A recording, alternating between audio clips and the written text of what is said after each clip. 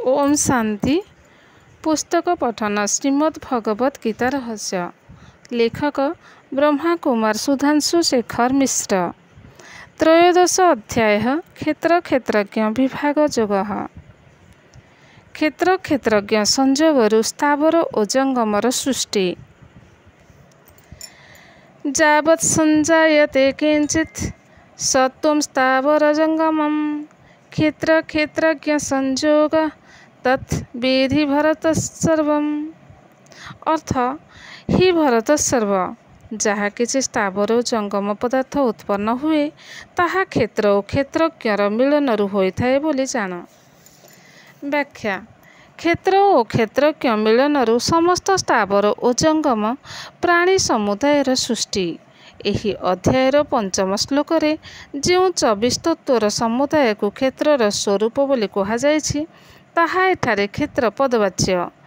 ताकू जी जानिछि सी क्षेत्रज्ञ। सप्तम अध्यायर पंचम श्लोक रे जो चेतन तत्व परा प्रकृतिर वर्णना करा जायछि ताहा एठारे क्षेत्रज्ञ पदवाच्य। क्षेत्र हेउछि उत्पत्ति ओ विनाशशील पदार्थ। क्षेत्रज्ञ हेउछि उत्पत्ति ओ विनाश रहित। क्षेत्रज्ञ जेतेबेले क्षेत्र सहित संयोग स्थापन करे सेतेबेले स्थावर जंगमादि भूत समूहर सृष्टि हुए।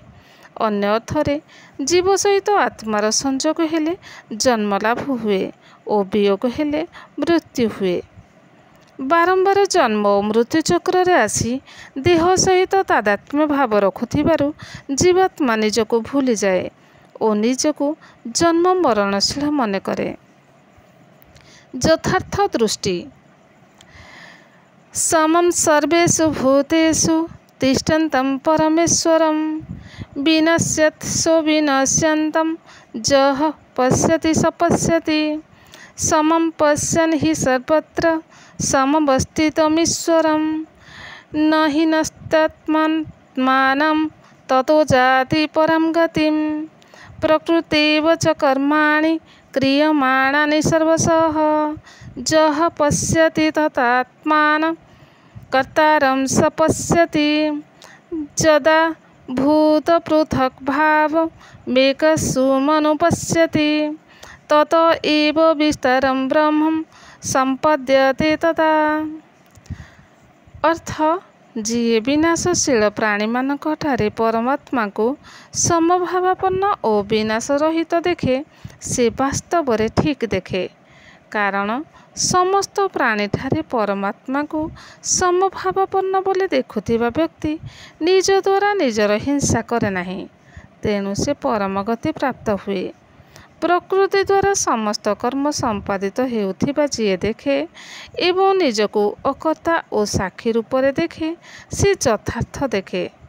जेतेबेले से भूत समूहर पृथक भाव एकत्र अवस्थित देखती एवं ताठारु विस्तार दर्शन करती सेतेबेले से ब्रह्म को प्राप्त हुअन्ति। व्याख्या। शरीर विनाशशील, आत्मा अविनाशी। सचराचर प्राणी मानक शरीर रे विभिन्नता थिले मध्य सेमानको चैतन्यता प्रदानकारी आत्मा माने स्वभावतः समान गुण संपन्न। समस्त आत्माकर परम पिता रूपे परमात्मा प्रत्येक समान भाव देखती।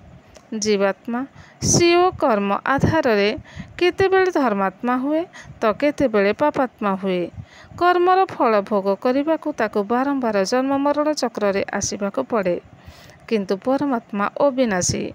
से विनाशी प्राणी मानक ठारे मध्य नित्य निरंतर समभावापन्न रुहंती। देह सर्वस्व मानव परमात्मा को शारीरिक दृष्टि रे भिन्न भिन्न नाम रूपरे परिकल्पना करे। जी निज मध्य स्थित आत्मा को अनुभव करिपारे नाही, सी आत्मार पिता परमात्मा को किपरि जानिब। तेणु एही अध्यायर द्वितीय श्लोक रे परमात्मा क्षेत्र और क्षेत्रज्ञ विषयक ज्ञान को निज मतरे यथार्थ ज्ञान बोली कहिथिले। सेही अनुसारे जे विनाशशील प्राणी मानक ठारे परमात्मा को समभावापन्न और विनाश रहित देखे तांकर दृष्टि यथार्थ। एठारे दृष्टि शब्द ज्ञानर पर्यायवाची हिसाब रे व्यवहृत। समं तिष्ठन्तं ର ଆକ୍ଷରିକ ଅର୍ଥ ସମାନ ଭାବରେ ବିଦ୍ୟମାନ, କିନ୍ତୁ ପୂର୍ବରୁ ପରମାତ୍ମାକୁ ଏକଦେଶୀୟ ବୋଲି ପ୍ରମାଣ କରାଯାଇ ସାରିଛି।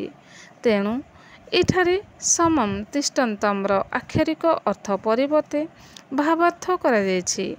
ପରମାତ୍ମାଙ୍କ କାହାରି ପ୍ରତି ରାଗ ଦ୍ୱେଷ ନ ଥିବାରୁ ତାଙ୍କୁ ସମସ୍ତଙ୍କଠାରେ ସମଭାବାପନ୍ନ କହିବା ଯୁକ୍ତିଯୁକ୍ତ ମନେହୁଏ। ପରମାତ୍ମାକୁ ସର୍ବତ୍ର ଦର୍ଶନ କରିବା ଅନନ୍ୟ ଭକ୍ତିର ଭାବାତ୍ମକ ଆଭାସ ମାତ୍ର।